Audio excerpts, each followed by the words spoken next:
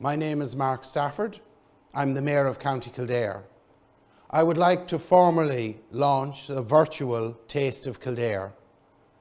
And I'd like to wish all of our twinning groups a very happy Christmas, and we look forward to seeing them again next year. Hello everyone, you're very welcome to Taste of Kildare. This is 2020 Christmas edition. We have some of the best chefs in the county represented today. They're going to be showing you some fabulous tips for Christmas. We also have some guest chefs, Rachel Allen, who's a great friend to Taste of Kildare. She's going to be showing you some of her culinary skills and helping us throughout the day. We also have Michael Filjanin from The Greenhouse and Mark Moriarty, our new superstar TV celebrity, who's going to be showing us some fabulous tips for Christmas. So we hope you will enjoy what we have to show you. Rest assured, restaurants in Kildare will be open for business in some shape or form this Christmas, and we all look forward to welcoming you to our restaurants over the coming weeks. So I hope you enjoy what we have in store today. Hi, I'm Rachel Allen and I'm delighted to be here in Firecastle in Market Square for the launch of Taste of Kildare at Christmas. I'm going to cook two little things, a starter and a dessert. The starter is a really lovely salad, but it can also be served as a little canapé. And it's basically just pecan, blue cheese, dried cranberries in chicory leaves or with some green salad leaves. So lovely at this time of the year, but actually it's good all winter. And then I'm going to make a cake, and this is a mincemeat crumble cake. So of course it's very festive and lovely right now, but you could make it at any other time of the year using jam, like a raspberry jam or a blackberry jam, instead of the mincemeat in the center. I'm going to make the cake first because I need to get that into the oven. So this cake consists of 3 layers. You've got a sponge in the bottom, then you've got a layer of mincemeat, and then a crumble top.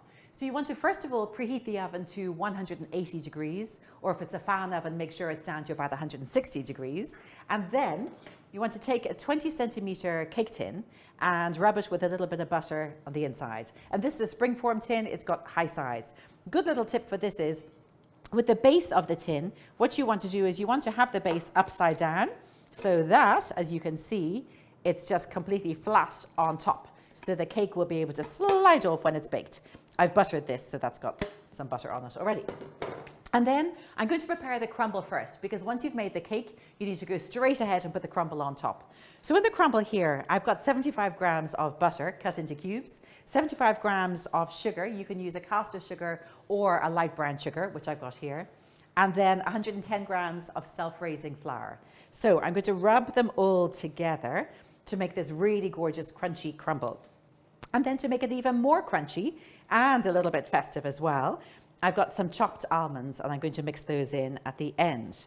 So just rubbing it in. You don't want to put this into a blender or into a food mixer because you want the butter to be like coarse breadcrumbs, and that will give you your crunchy crumble there. I love this cake to have just as, you know, dessert with some cream, or you could put a little bit of rum or brandy into the whipped cream to serve with it.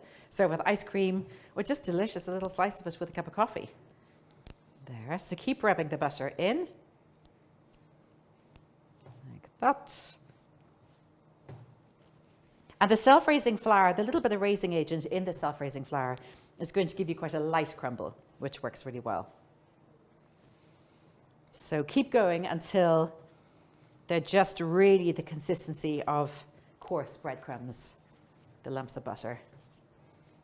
There, like that.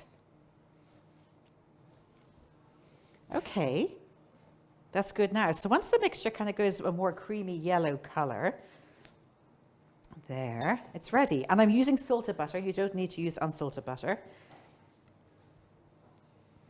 And add in the almonds. So I've got the skin still on the almonds and I've chopped them, so you get a really lovely coarse crunch from these. Fantastic. So that's the crumble ready. Next thing I need to do is to make the cake, and this is the base. So I've got in here 110 grams of butter, 110 grams of light brown sugar again.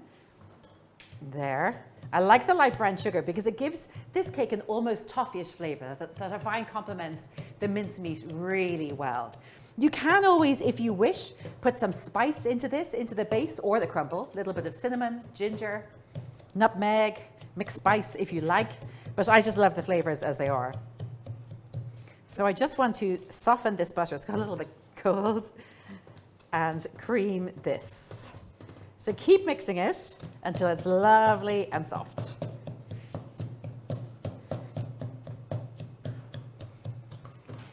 So now finally the butter and sugar is nice and soft, and it needs to be soft before you start adding the eggs in.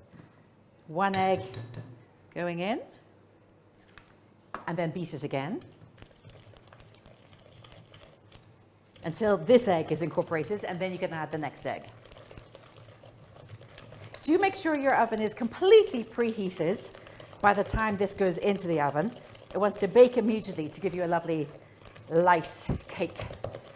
Shouldn't sit around and wait. Okay, so that's incorporated. Now next egg going in.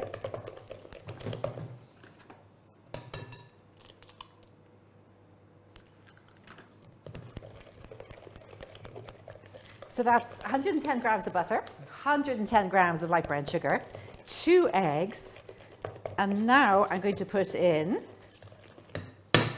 half a teaspoon of vanilla extract. There. All these lovely ingredients available here at Firecastle. And 175 grams of self-raising flour. This has been sifted already.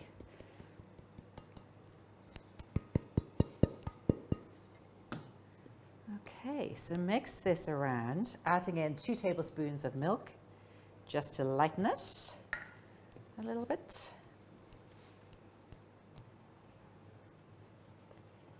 There.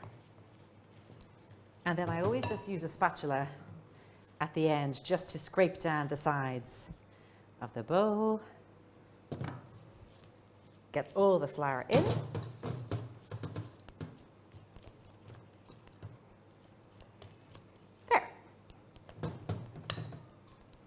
Okay, and then you want to put the cake mixture, straight into the cake tin. So I've buttered the cake tin, but there's no need to line the base. In fact, you don't want to line the base. It'll get in the way if you line the base with parchment paper, because this cake is going to be I'm going to slide it off the base after it's baked. And the base is flat, so it's just going to slide off easily and perfectly. There.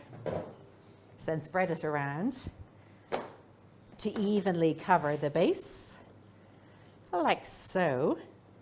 And then once you've got that layer in, so that's the first layer, there. Then you take mincemeat, a layer of mincemeat, or you can use a jam, a jelly, a marmalade of your choice. So a few spoons of mincemeat, and dot the mincemeat around the top. Don't just put one big lump of mincemeat on top, because I need to spread it out. And if you put one big lump, then it disturbs the cake underneath when you're spreading it out. There. Last little bit.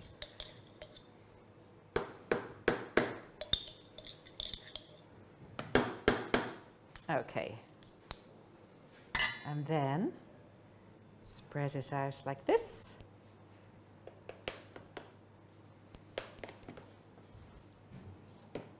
Gorgeous. There. This is so good as this bakes in the oven. The festive aromas that then fill the kitchen and the house with the mincemeat baking, with the buttery sponge and that gorgeous brown sugary crumble. Just so good. There. And then cover it with the crumble. So you just pour the crumble over it like this. There. And then you don't want to press down on the crumble because you want it to be crunchy, and you're going to get all that lovely crunch from, well, not only the almonds, but the lovely coarse pieces of butter in here that you've rubbed in just gently. And then put this into an oven preheated to 180 degrees, or if you've got the fan on in the oven, 160 degrees. Put it in kind of in the lower part of the oven, not on the floor, but in the lower part of the oven, and because it's going to take about 45 to 55 minutes to bake, depending on the oven. So if it's too close to the top, it'll get too brown on top, but you want it to be a rich golden brown. This is going to cook until the center feels like it's got a firm spring, not too soft a wet dough underneath. So pop that into the oven. There. Okay, while the cake is baking, I'm just going to make this really simple little starter. And this is just, it's more than really a sum of its parts. It's just a combination of some ingredients and textures that go really well together. So, put that there. What I've got here is I've got pecans. I've toasted these pecans in a frying pan on the heat, dry frying pan, just for a minute or two, just until they crunch up a little bit. So what I'm going to do is I'm just going to chop the pecans, just coarsely, like so. There. You want a nice little coarse, crunchy bite. There. So put those into a bowl. I mean, this is so simple, it's hardly even a recipe at all, actually. It's just, as I said, just a lovely combination of these really good ingredients that tend to be quite festive. Cranberries, these are dried cranberries, which add a really gorgeous little bite to the salad, and of course, their lovely sweet sourness. There.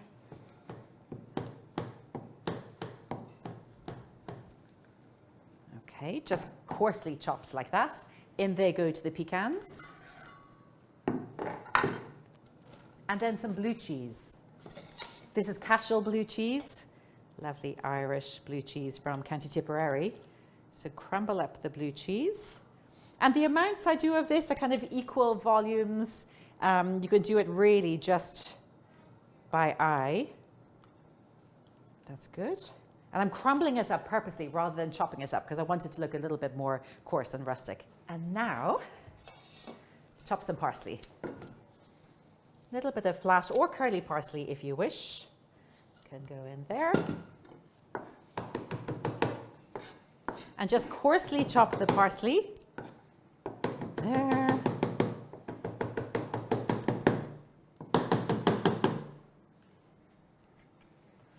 And then put the parsley in here too.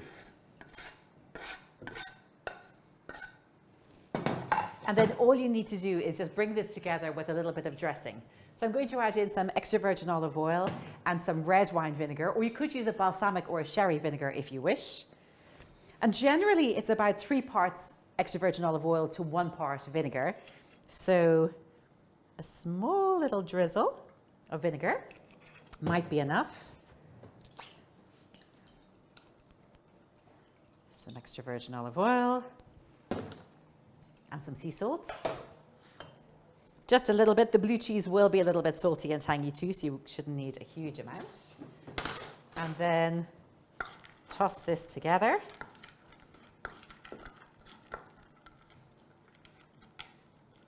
Give it a little taste.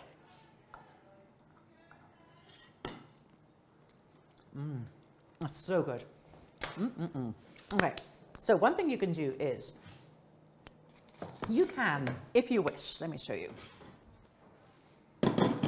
Turn this into a little canapé by, I'm just removing the outer leaves from the chicory. Actually, let's use those in the salad.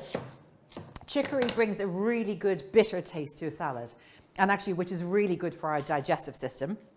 The bitter leaves, which we don't have enough of anymore, there's bitter flavors. So, I'll take some little chicory leaves, some cute little canapes, 1, 2, and 3.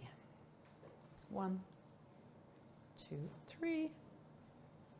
You can just simply, actually lift the leaf up, fill these with a nice little spoonful of the filling. So guests can just lift one up and simply eat it like that. There, and they kind of slightly topple, that's okay. And there.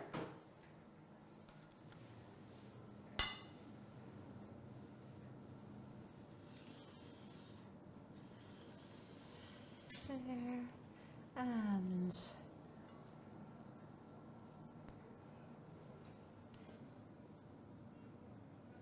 one, two. There as a really simple little canapé. Or you could serve it as a salad, a starter, or accompanying a main course. A little bit of extra virgin olive oil again, a little drizzle of vinegar. Actually put my thumb over it. It's enough just to make the leaves glisten. Tiny pinch of sea salt. And then just toss that.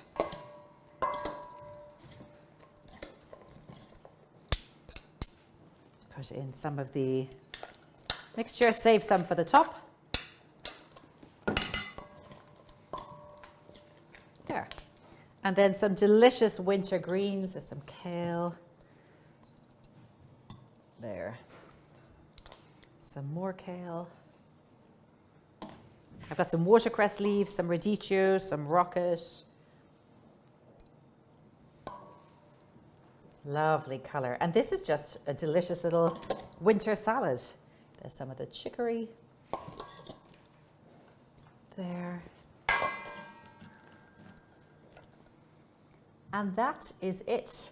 A very simple, lovely cashew blue, dried cranberry, pecan salad. Or you can serve it as a starter.